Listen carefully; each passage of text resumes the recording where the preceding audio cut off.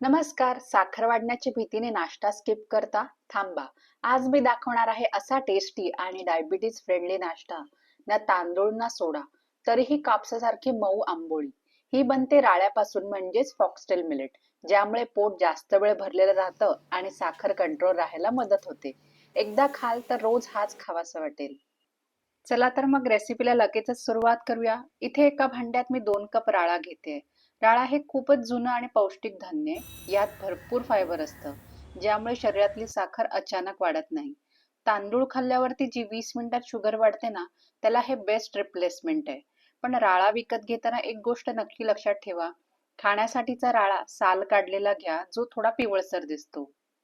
आता या 2 कप राळ्यासोबत आपण घेणार आहोत अर्धा कप उडीद डाळ आणि एक मोठा चमचा मेथी दाणे. मेथीमुळे आंबोळीला छान जाळी पडते. पण आता मऊपणासाठी इथे आपण अर्धा कप पोहे वापरणार आहोत.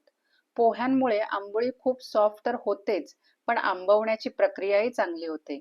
हे पोहे दळण्यापूर्वी फक्त 10 ते 15 मिनिटं आपल्याला भिजवून घ्यायचे. पण जर तुम्हाला साखरेची काळजी वाटत असेल, तर पोहे स्किप करून ही रेसिपी बनवता येते. त्याबद्दल आपण पुढे पाहू. आता राळा आणि डाळ 2 ते 3 वेळा नीट धुवून घेऊया.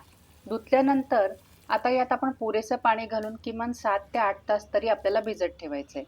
मिलेट्स भिजवण्याला कुठलाच शॉर्टकट नाही. मिलेट्समध्ये फायटिक ॲसिड असतं, जे शरीराला पोषक तत्व शोषण्यापासून रोखतं. जेव्हा आपण हे 8 तास भिजवतो ना, तेव्हा ते ॲसिड निघून जातं आणि आपल्याला कॅल्शियम, आयर्न आणि व्हिटॅमिन डी पूर्णपणे मिळतं. जर रोज भिजवायला वेळ नसेल ना, तर एकदा जास्त प्रमाणात भिजवून सावलीत वाळवून ठेवा आणि नंतर गरजेनुसार वापरा. तर 8 तासानंतर आपला राळा आणि डाळ व्यवस्थित भिजली आहे. मी हे मिश्रण मिक्सरच्या भांड्यात काढून घेते. आता ह्यात आपण अर्धा कप भिजवलेले पोहेही घालणार आहोत. पीठ दळताना त्यात चवीनुसार मीठ आणि आवश्यकतेनुसार पाणी घालून आपल्याला त्याची अगदी बारीक पेस्ट तयार करून घ्यायची. आता पीठ भांड्यात काढल्यावरती एक महत्त्वाची गोष्ट करायची. जर आपल्याला पोहे न वापरताही आंबोळी मऊ बनवायची असेल, तर त्याचं फर्मेंटेशन नीट होणं खूप महत्त्वाचं आहे. पीठ दळून झाल्यावरती सर्वात आधी ते हाताने साधारण 1 ते 2 मिनिटं नीट ढवळून घ्यायचंय. यामुळे आपल्या हातातील नैसर्गिक सूक्ष्मजीव पिठात मिसळतात आणि फर्मेंटेशन खूप छान होतं. यामुळेच आपली आंबोळी कापसासारखी मऊ होते, पोहेही न घालता. आता यावर एक सैलसर झाकण ठेवा. लक्षात ठेवा, झाकण खूप घट्ट लावू नका, जेणेकरून हवेतील नैसर्गिक घटक पिठाला आंबवण्यास मदत करतील.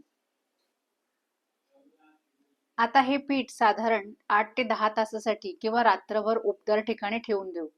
दुसऱ्या दिवशी सकाळी तुमचं पीठ छान फुगलेलं आणि जाळीदार तयार झालं असेल, ज्यापासून तुम्ही अतिशय मऊ लुसलुशीत आंबोळी बनवू शकता.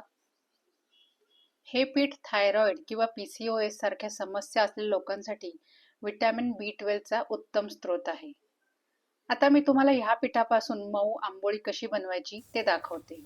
आंबोळी बनवण्यासाठी मी बिडाचा तवा मध्यम आचेवरती गरम करून घेतलाय आणि त्याला हलकंसं तेलही लावलंय. तवा जास्त गरम नसावा. मध्यम आचेवरतीच आंबोळी छान जाळीदार होते. आता एक डावभर पीठ तव्यावरती घाला. डोश्यासारखं पसरवायची गरज नाही, ते आपोआपच पसरू द्या.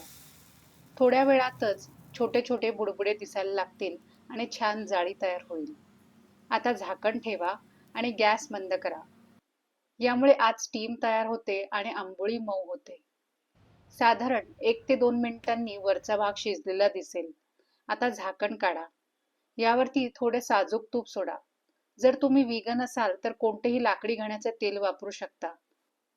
व्हिटॅमिन्सच्या शोषणासाठी साजूक तूप किंवा चांगल्या तेलाचा वापर करणं आवश्यक आहे.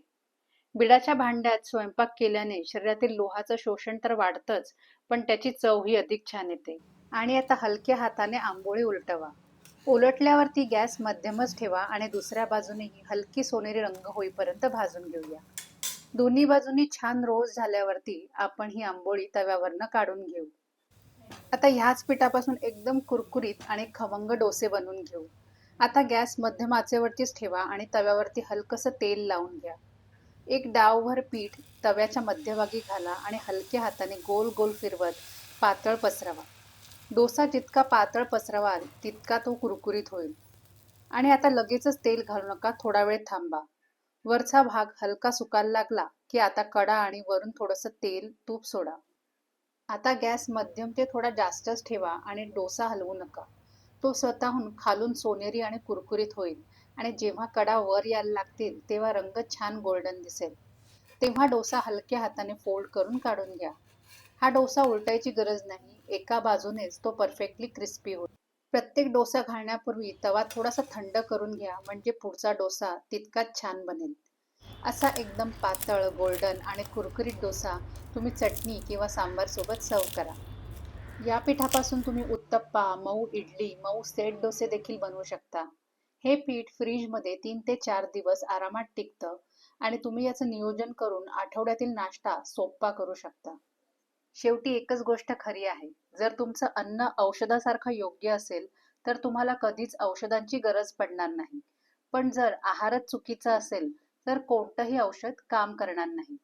म्हणूनच आजच ही राळ्याची पौष्टिक आंबोळी घरी बनवून पहा आणि तुमच्या कुटुंबाला उत्तम आरोग्याची भेट द्या. रेसिपी आवडली असेल तर लाईक करा, तुमच्या फ्रेंड्स अँड फॅमिली सोबत शेअर करा आणि आपल्या शीतल भोजनम चॅनलला सबस्क्राईब करायला विसरू नका. पुन्हा लवकरच भेटू नवीन रेसिपीसह. तोपर्यंत लोभ असावा.